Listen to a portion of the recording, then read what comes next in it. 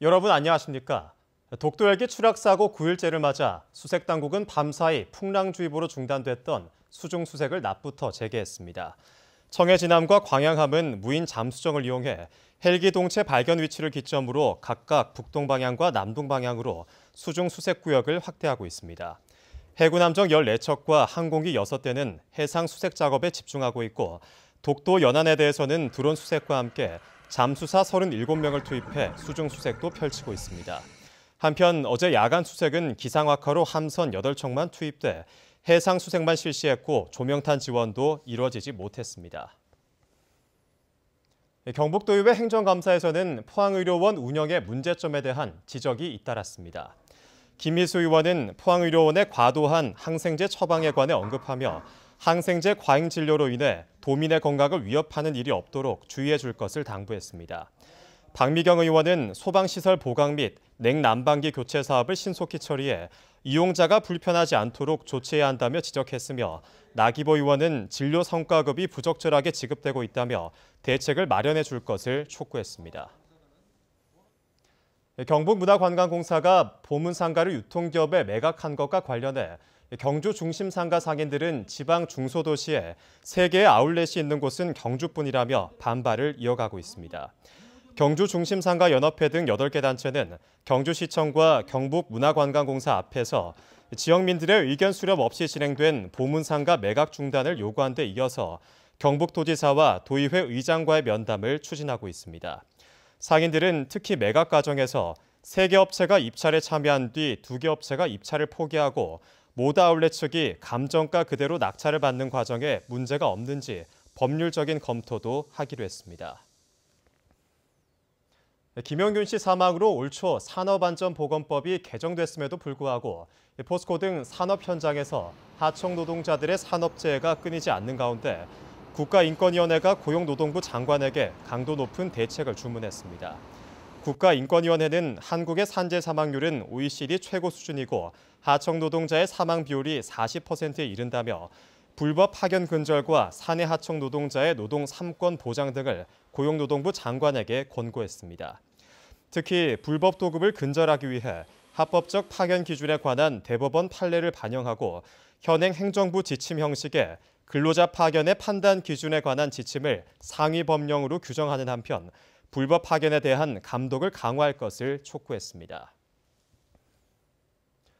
포스텍 평화연구소는 오늘 포스코 국제관에서 포항 지진의 재난 거버넌스와 재난 시티즌십을 주제로 심포지엄을 개최합니다.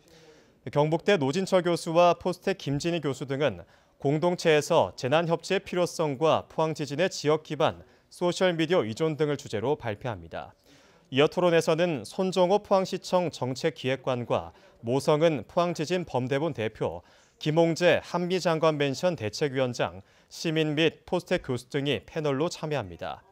이번 심포지엄은 재난에 대응하는 과정에 있어 시민 참여의 필요성을 제기함으로써 민주적 재난 대응 시스템을 모색하기 위해 마련됐습니다.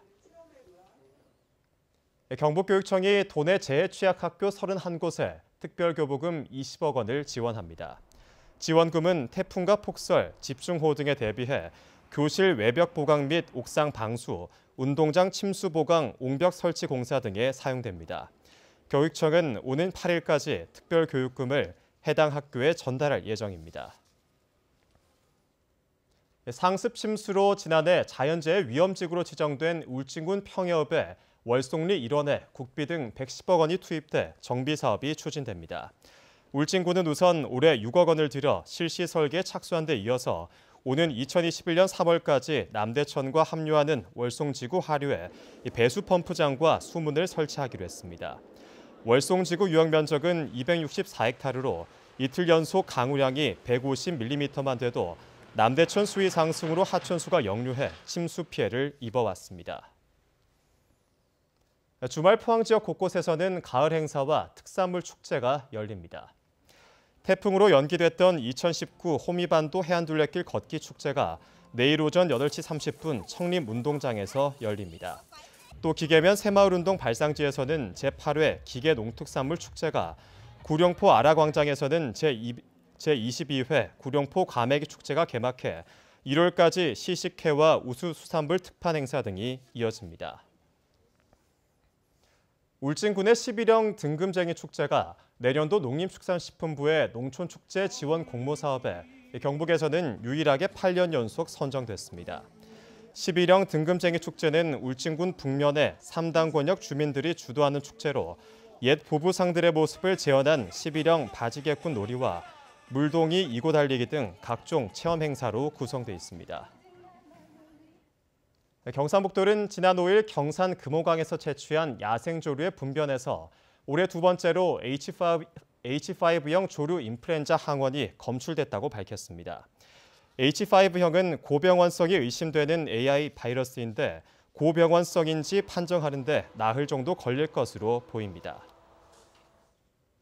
이상으로 포항 MBC 뉴스를 마칩니다. 여러분 고맙습니다.